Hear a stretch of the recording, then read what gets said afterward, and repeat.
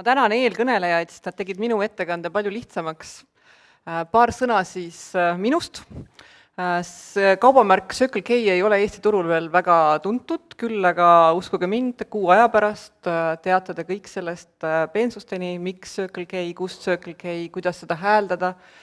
aga mitte sellest ei tulnud ma teile rääkima. Täna ikkagi need jaamad, mille tegutsemise eest ka mina vastutan ettevõtte juhina, on endiselt Statoili kaubamärgi all ja nad on siis seda veel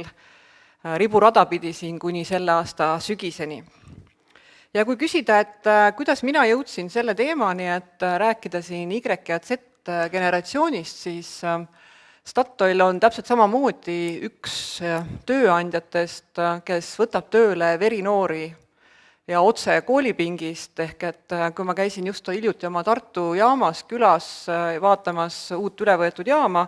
ja küsisin, et nurgas istus täiesti noor mees, küsisin, et kuidas siis sina, Sander, meie juurde tulid, siis tema ütles, et ema käskis. Et niimoodi satub meile ohtralt Sandereid. Ja kuidas ma selle teema juurde tegelikult jõudsin, siis kuskil umbes 1,5–2 aastat tagasi hakkas tulema jaamadest teenindusjaama juhatajate kaudu signaale, et täitsa hull lugu, et meile on nüüd, kust need inimesed tulevad noored, kes ei ole kunagi elus näinud põrandaharja, selles mõttes sellist moppi, ja tulevad inimesed, kellega sa pead seletama, kuidas nuga käes hoida, sest et me pidime ühe toote müügilt võtma sellepärast, et liiga palju näppe läks selle käigus, kus tuli lihtsalt piklik sai pooleks lõigata. Ja kui sa tegelikult mõtled, siis nii Tom kui Pauliine viitasid sellele, et iga see laps tegelikult on ju oma kodust pärit. Et need lapsed ei tule kuskilt mujalt kui oma kodust ja kui ta on kasvanud üles kodus, kus pakk saia tuleb alati viilutatuna, siis jumala eest, miks ta peaks oskama saia viilutada. Selleks, et kuigi siin hirmutati, et nüüd paneb Realo hirmsa diagnoosi, siis tegelikult mina arvan, et hullu ei ole midagi, põlvkonnad ongi erinevad, lihtsalt hetkel on käimas selline väga murdeline hetk kohas, kus me on muutunud on muutumas suhtumine töösse, et töö on olnud midagi, mida eluaeg on peetud enesestmõistetavaks, kas sa armastad seda või ei armasta, aga ühel hetkel sa tead, et sa pead tööle minema ja sa oled seal. Siis kui ma vaatan seda generatsioon Y-it, minul on kodus generatsioon Y esindaja, tänu sellele ma olen väga selgelt nõus kõigi nende väidetega, mis siin all on,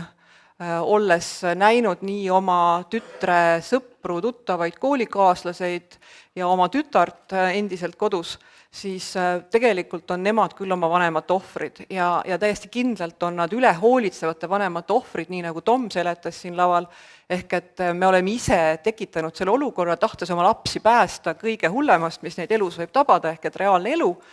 on neid viidud, toodud, pandud, istutatud ja räägitud neile kogu aeg, et nad on kõige targemad, kõige ilusamad, kõige võimekamad, kõige paremaid hindeid saanud lapsed maailmas ja paratamatult selle tulemusena kergelt see enesehinnang läheb kreeni, sest et kui sul on terve eluaeg öeldud, et sa oled lihtsalt vaimustav, siis kui sa ühel hetkel lähed tööle ja keegi ütleb sulle, et sa oled loll, siis sa ju ei usu seda, sest et kõik sinnamaani on öelnud, et sa oled lihtsalt ülitore. Ja see enesekesksus toob ka kaasa selle, et nad peavad edu enesest mõistetavaks, ehk et see on ka see põlvkond, kes ülikoolist tulles järjest tehes ära baka- ja magistrikraadi tulevad kohe tööturule, soovides saada ei vähem ega rohkem kui vähemalt osakonna juhiks, aga soovitavalt ikkagi ametinimetust direktor. Generatsioon Z, kes siis täna siin laval oli Pauliine isikus, loomulikult kõik iseloomustused on üldistavad ja on nii-öelda uurimistööde tulemusena välja selgitatud, aga kindlasti nende vanemad on teinud midagi natukene teistmoodi, ehk et neid on kaasatud tunduvalt varem nii-öelda reaalsesse elusse, nad on realistlikumad, nad on üles kasvanud keskkonnas, kus toimuvad terrorismiaktid, kus majandus on käinud läbi suure mõõna, nad on näinud oma vanemate töökaotust, nad on olnud selles õrnas eas, kus see on neid puudutanud, ehk et nad on tunduvalt realistlikumad, nad on tunduvalt eneseteadlikumad, nad on tunduvalt visamad, ehk et võib ju mõelda, et Y ja Z nii lähedased põlvkonnad, aga neis on ikkagi see suhtumise vahe olemas ja meid siis puudutab see tööandjatena just selles mõttes, et mis siis saab sellest tööst, kui Y-generatsioon tegelikult ei taha tööd teha, ta tahaks ainult osaleda selles protsessis. Ja generatsioon Z tegelikult tahaks küll tööd teha, aga ta tahaks teha kõike erinevaid asju, leida neid võimalusi, kuidas ennast arendada ja leida seda uut ja huvitavat, mis võiks saada tema tõeliseks kutsumuseks, mis aga ühele või teisele tööandjale võib tähendada, et täna ei ole ja homme on või vastupidi neid inimesi tööl. Need globaalsed trendid väga lühidalt, me kõik teame, et me jääme iga päev vanemaks, aga samal ajal näeme edasi popid ja nooruslikud välja, et siin saaliski vaadates, et iga aastaga jääme ju natukene vanemaks, aga endiselt näeme välja sellised nagu 5 aastat tagasi, ehk et ilmselt tänane põlvkond teab, et nemad töötavad surmani ja see kindlasti mõjutab nende suhtumist töösse, et ei ole mõtet oodata pensionit, kui sa tead, et sul seda pensionit ei pruugi kunagi tulla. Sa võtad elust, mis võtta annab siis, kui see hetk on täna käes, mitte ei oota, et kui ma ühel hetkel jään pensionile, siis hakkan elama. Digitaalne tehnoloogia on muutnud töösuhteid totaalselt, inimesed võivad töötada kust iganes, tehes seda oma kodus diivanil või kuskilt, ma ei tea, Sajusaartelt, ehk et me peame aru saama, et ka noorte põlvkonna nägemus sellest, et kas 9–5 siin laua taga on töö või ei ole töö ja kas see on töö, mida nad tahaksid teha. Muutused tegelikult on tulnud, et jääda, kui me vanasti rääkisime, et on üks mingi muutuste välp, siis tänapäeval tegelikult muutused üks ajab teist taga, ehk et enam ei ole võimalik öelda, et nüüd on see hingetõmbepaus, et nüüd on natukene aeg ilma muutusteta ja siis hakkavad jälle muutused pihta, ehk et me peame olema valmis selleks, et pidevalt on muutumine, ehk et ka meie teenindusjaama töötajatele ja juhatajatele ma ütlesin, et ei ole mõtet loota, et see asi läheb üle, see asi ei lähe kunagi üle, ehk et te peate harjuma sellega, et meil ongi tööjõuturul teistsugused inimesed, me peame ise kohanduma selleks, et nende muutustega toime tulla. Uued töösuhted, ehk et kõik see, mis seal eelpool kirjas, eeldab, et inimesed ootavad paindlikkust, nad tahavad töötada siis, kui näiteks surfihooaega ei ole, aga kui surfihooaeg on, siis nad tahavad selle raha eest, mis nad on teeninud, minna surfama, ehk et leidke siis see töökoht, mis sobib sellise graafikuga, et ilmselt on mõistlik leida ühte meeskonda kokku siis suusatajad ja surfajad, et ühed on siis tööl, kui teised parajasti oma hobiga tegelevad. Ja üsna suuremad nõudmised tekivad ka juhtimisele, ehk et ka minu arust Pauliine tõi siin ilusasti välja, et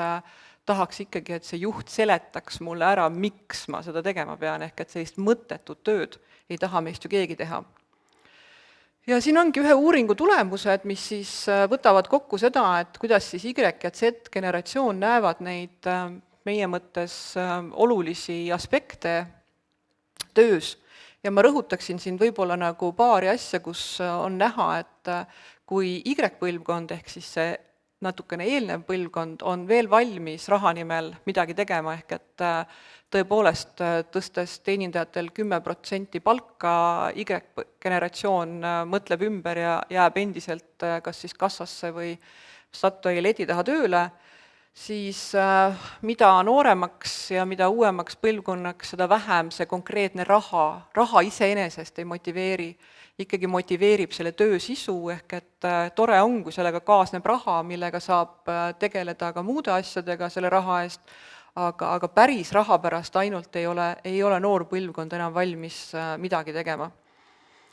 Teine huvitav punkt on see, et kõige tähtsam, et on juhil visioon, ehk et sellised kabinetijuhid, kes ei ole oma inimeste seas, kes keelavad, käsevad ja ütlevad lihtsalt oma autoriteedile rõhudes, et see tuleb ära teha, ei leia poolehoidu uue põlvkonna seas, sest et lihtsalt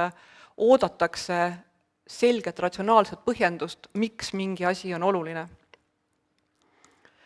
Ja tehnika kasutamine, loomulikult, see põlvkond on üles kasvanud selles, et neile antakse sündides kätte tahvel,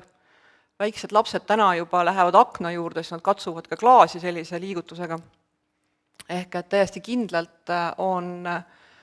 on tehnika töös vajalik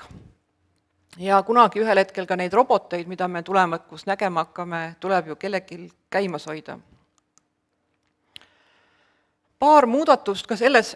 väga vabandan, ma olen täna juba korra laval olnud ja on hakanud hääl ära minema. Aga kui me räägime põlvkondade vahest, et kuidas siis näevad seda organisatsioonis töötamist varasemad põlvkonnad ja kuidas seda näevad siis Y ja Z põlvkonna esindajad, siis võib-olla see suur vahe tuleb selles, et kõik me varem oleme arvanud, et sa pead töötama organisatsiooni heaks. Organisatsioon on sind valinud tööjõuturult ja sina töötad selle organisatsiooni heaks ja sa nii-öelda rakendad oma tööjõudu seal ja sulle makstakse selle eest, siis Y ja Z generatsioon näeb seda rohkem sellena, et nemad on osa sellest organisatsioonist, ehk et nemad on võrdne selle organisatsiooni liige, et ei ole sellest, et nemad nii-öelda toidavad puud ja midagi vastu ei saa. Korralduste täitmine, kontrollimine varasematel perioodidel oli täiesti okei, loomulikult alati on inimesi, kes tahaksid, et nendega normaalselt räägitakse, aga teatud mõttes ikkagi oli selge, et kui sa töötad suures organisatsioonis, siis juht on vanem kui keegi meist ja teab paremini, siis üha rohkem läheb hinda meeskonnatöö, kus siis kõik meeskonnaliikmed, kaasa arvatud juht, on üks osa sellest meeskonnast. Kui on olnud aegu, kus inimesed valivad endal töö kogu eluks või siis ameti kogu eluks, ehk et kui ma olen valinud endale ühe ettevõtte, Statoilis on inimesi, kes on töötanud seal kogu selle aja, kui Statoil on olnud Skandinaavias. Ka Eestis on meil kollektiivis inimesi, kes on töötanud 26 aastast 24 selles ettevõttes. Ja on inimesi, kes valivad endale näiteks raamatupidaja elukutse ja on kogu elu, siis raamatupidajad või finantsjuhid, aga on valinud endale kindla elukutse. Siis nagu Pauliine ütles, et tegelikult ju ma ei tea noorena, mis saab olema minu kutsumus, ehk et ma tegelikult ühel hetkel võib-olla tahan teha midagi muud ja kogu see teekond tööde vahel ja töölt tehes on see, et leida see asi, mis mul tegelikult rahuldust pakub, mis on minu jaoks huvitav. Tööandja kui võimaluste pakkuja või kui võimaluste looja, te tajute jälle seda suhtumise erinevust, ehk et üks ootab, et ettevõtja juht teeb talle nagu pakkumise, kuidas mind motiveerida saab, ja teine pool, ehk et noored oskavad väga selgelt küsida, ehk ei ole vaja teha siin, ma ei tea, kõigile meeskonna jalgrattas, meeskonna särke või motiveerida mingisuguse väikse väljasõiduga, vaid kõik teavad, et hobid on erinevad, soovid on erinevad ja nad oskavad väga selgelt väljendada seda, et mida siis võiks neile tööandja anda siis nii arengu kui motivatsiooni seisukohalt. Edutamine, edasijõudmine, kindlasti ametinimetused on olnud aegade jooksul olulised ja jäävad oluliseks, sest et näiteks Y-generatsioon tahab väga töötada kõrgel ametikohal, aga üha rohkem ja rohkem ikkagi see isiklik areng on see, on olulisem kui need tiitlid ja ametikohad ja positsioonid, organisatsioonid. Ja nagu ma ütlesin, et kui sa töötad kuni surmani ja pensionile kunagi ei jõuagi ilmselt, siis ei ole mõtet loota ja oodata, et millal see pensioniiga kätte jõuab, vaid et tegelikult tahetakse võtta neid sabatiaastaid, teha pause tööelus, et kohe sellest elust osa saada. Ja mida me siis Statoilis oleme aru saanud, et mis on siis need kõige suuremad muudatused? Ehk et areng ja koolitus, nagu ma ütlesin, esimese tööandjana ei pruugi olla meie see elu kõige oodatum tööandja, vaid pigem selline esimene lävepakk ja me peame aru saama, et areng ja koolitus on ikkagi inimese peas ja noore inimese peas kuidagi teistmoodi defineeritud, ehk et rääkida talle, et tulid Statoili ja lähed siin 25 aasta eest,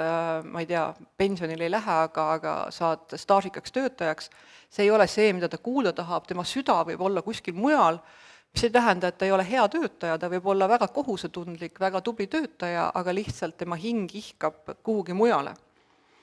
Tööaeg, paindlikkus on olulisem kui kunagi varem, ehk et tahetakse töötada hilisõhtuti, varahommikuti, tahetakse töötada 2 tunni kaupa päevas, sest et neid asju, mida teha tahetakse ja millega tahetakse ühe ööpäeva jooksul hakkama saada, on nii palju, et ei ole võimalik kulutada oma aega 8-9 tundi ühel kohal töötades. Ja meie peame sellega arvestama, meie jaamades on järjest rohkem noori, kes käivad tööl, kes 3 tundi, kes 5 tundi, kes tuleb 8 tunniks kaupa laduma ja see on täiesti okei, kui see toimub vastastikusel kokkuleppel ja kui ka veel seadusandlus teeks siin sotsiaalmaksu miinimumtaseme osas järeleandmisi, oleks see tegelikult täiesti okei lahendus. Pühendumine, nagu ma ütlesin, siis pea on kohal, aga süda võib olla kuskil mujal, et sellest tuleb aru saada ja selle peale mitte pahandada, vaid siis kasutada seda noort ja tema head pead selleks, mis siis hetkel päevakorras on. Pidev edasiliikumine, noored, kui me, kes oleme mänginud, vanakooli inimesed oleme mänginud, ma ei tea, Nintendot ja kus hüpatakse pilvelt pilvele, siis tegelikult noorte karjäärikäitumine võib kõrvalt vaadates nii tunduda, aga nad ei vaheta töökohti mitte sellepärast, et lihtsalt oleks igav, vaid sellepärast, et järgmine võimalus täidab mingi tühimiku nende karjääriteel, mida nad näevad ainult enda peas väga selgena ja kõrvaltvaatajana võib-olla ei pruugigi arusaadav olla, või vastupidi, nad alles otsivad seda oma kohta elus. Kommunikatsioon, kuigi siin sotsiaalmeediat on üle hinnatud, on palju räägitud sellest, et sotsiaalmeedia ja kõik need keskkonnad on väga head, siis tegelikult vana hea üks-ühele suhtlus on täiesti omal kohal. Noored ei ole mingisugused inimesed teiselt planeedilt, nad väga hindavad seda, kui nende juht leiab aja ja räägib nendega isiklikult, seletab, kuulab ja on olemas, kui vaja. Tööandja maine on olulisem kui kunagi varem, kunagi ei ole olnud tööpõllul nii palju inimesi, kellel läheb korda see, et kui sotsiaalselt vastutustundlik ollakse selles alal, milles tegutsetakse, ehk et me peame pöörama tähelepanu sellele, kuidas me käitume. Näiteks meil oli hiljuti ühel üritusel plaanis õhku lasta 200 õhupalli, mille me töötajate palvel ära jätsime, sest et tõepoolest mina ei oleks selle peale mõelnud, aga kui ma sain mõtte, et tõepoolest see on tohutult loodust reostav üles või tegevus, siis me jätsime selle ära, et aga see tuli just sellistelt noortelt inimestelt, kes näevad seda asja natuke laiemalt kui võib-olla meie, kes me lihtsalt nägime, et üritus on vaja ära teha ja on vaja teha seda efektselt. Ja suhted, ehk et juhil tuleb respekt välja teenida, midagi ei ole teha, see on seadnud juhtidele, vähemalt teenindusjaama juhatajatele palju kõrgemaid nõudmisi ja rohkem tuleb pingutada, sest et ei ole võimalik lihtsalt käskude ja keeldudega kõiki tööle panna. Mis me siis teisiti oleme teinud? Me oleme teinud elektroonilised kanalid värbamiseks, meil on isegi üle mobiili võimalik oma videot CV salvestada, sest et paraku on noorte elus nii palju huvitavaid asju, et kui ta seda töökuulutust näeb, siis selleks ajaks, kui ta koju arvuti taha jõuab, võib tal see meelest läinud olla. Sa saad öelda telefoni, et mina olen Triin, tahan Statoili tööle tulla, olge hea, võtke muga ühendust ja nii see läheb. Ja loomulikult, kuna olulisem kui see, et mida makstakse ja kus see töökoht asub, on see, et seal ümberringi on kenad inimesed, et tegelikult noored ei vali mitte meie ei vahi noori, vaid nemad valivad meid, kas me sobime neile inimestena või mitte. Igasugused paberid, mapid juhenditega on ajast ja arust, meil kõik töö käib tänapäeval video põhjal, ehk et noor võetakse tööle ja talle näidatakse e-õppena kõik ette, et ka lapi käsitlemist ja kõike muud, mida me peame oluliseks, sest et nii see kinnistub kiiremini, selleks kulub palju vähem aega ja olgem ausad, seda lugemiskogemust ikkagi on paljudel noortel täna vähe, ehk et mida vähem, seda parem. Ja nagu Pauliine ütles väga hästi, selgita alati miks. Miks on vaja pesta, miks on vaja tõsta, miks ei tohi seda teha, miks peab seda tegema.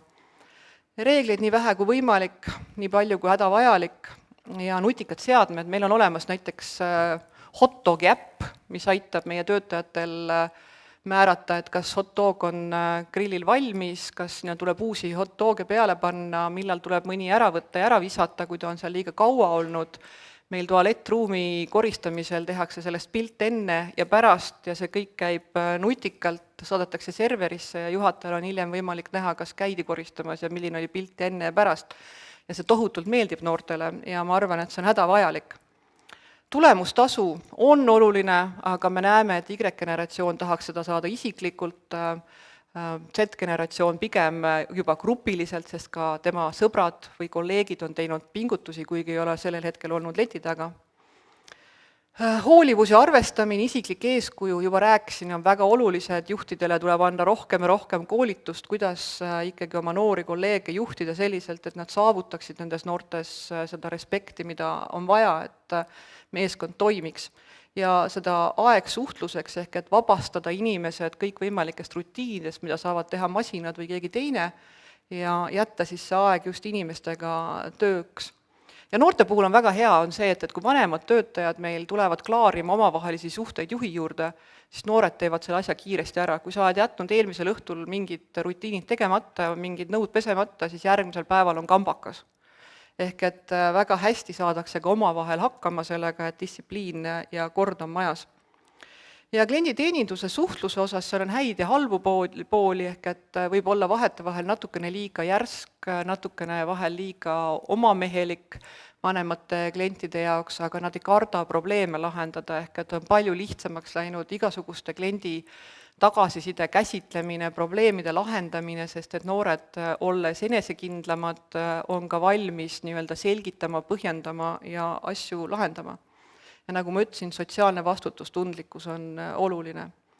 Et kokkuvõtteks siis meie kogemuste põhjal, mis me oleme siis nüüd praegu paari aastaga selle teemaga tegeledes jõudnud, on, et Y-generatsioon on valmis pühenduma täiesti kindlalt, kui on võimalik pakkuda neile paindlikku tööaega, ehk et tõesti peab jääma aega puhkamiseks, tuletan meelde, see on see põlvkond, kelle vanemad on ära hellitanud, nad peavad vahepeal puhkama, nad peavad mängima, et saaksid jälle reipalt tööd teha. Nad tahaksid, et see asi oleks vaheldusrikas, et sisuliselt nagu see, et kui on raamat ilma piltideta, siis ei ole põnev, kui on piltidega, siis on põnev. Et kui me suudame töö teha vaheldusrikkaks, siis see kindlasti köidab neid. Ja nende juht peaks olema selline nagu nende vanem, ehk et teatud mõttes võib-olla hellitav, heaga saab rohkem kui kurjaga, et kui sa ütled, et tee see ära, siis saad selle, siis see töötab paremini kui see, et kurat, kui sa seda tehtud ei saa, siis juhtub see. Et ikka heaga ja saavad ka kõige raskemad tööd tehtud. Ja nagu ma ütlesin, siis vahel tuleb ka tiitleid anda, et meil on väga palju vanem müüjaid, vanem spetsialiste, mul ei ole kunagi inimesel kahju tiitlit anda, kui see teda motiveerib, sest et tiitel on ju ainult kellegi otsus, ja ei anna ju kellelegi, et ei võta tükki küljest ära ega ei anna ka midagi otseselt juurde.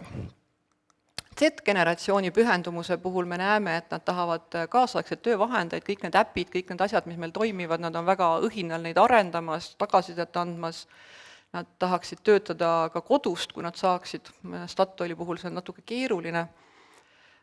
Juht peaks olema rohkem selline hands-on, ehk et ta peaks kaasama, ta peaks olema innustav, peab olema respekti välja teeninud juht, et ei ole mõtet tulla seletama, kui sa ise ei tea, kuidas seda tööd tegema peab.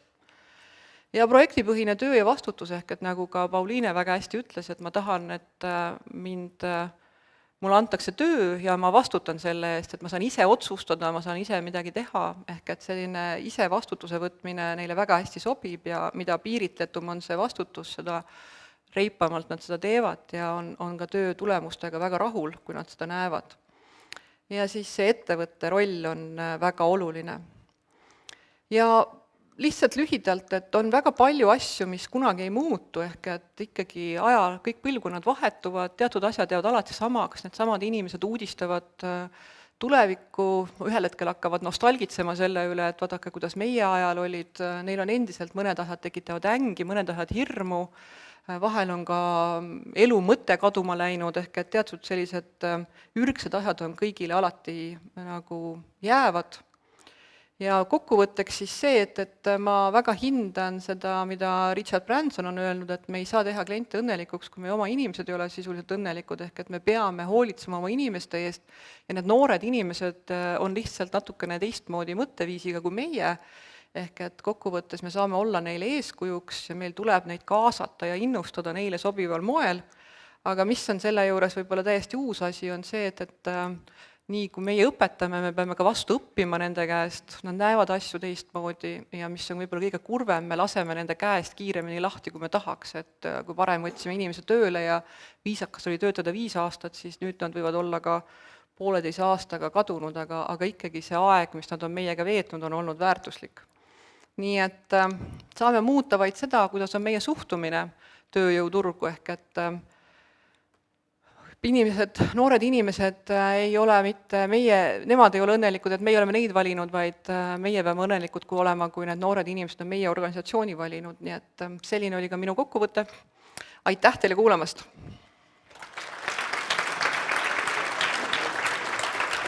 Aitäh! meeldib või ei meeldi, aga nii ta on. Jah. Kas midagi, mis Pauliine ütles, sind kuidagi üllatas ka? Ei, mul oli vastupidi, mul oli õudselt hea meel, et see kõik, mis mina olin nagu, mul on küll õetütar natukene Pauliine vanuses ja ma olen teda nagu kõrvalt vaadanud, et see tõesti, mis ma olen nagu lugenud, peab tema puhul ka paika. Et loomulikult inimesed on erinevad, inimesed on nagu kõik noored inimesed, et kellel on mingid isiksusomadused. Aga see tegelikult kõik, mida Pauliine rääkis, tundus mulle väga tuttav ja ma suudan kohe Statoilis paar noori inimest ette kujutada, kes täpselt samamoodi mõtlevad. Aitäh sulle veel kord, ma praegu rohkem küsimusi saalist ei võta, sest muidu me hoiame neid ülejäänusid võib-olla lõunalt liiga kaua kinni. Aitäh sulle, Kai!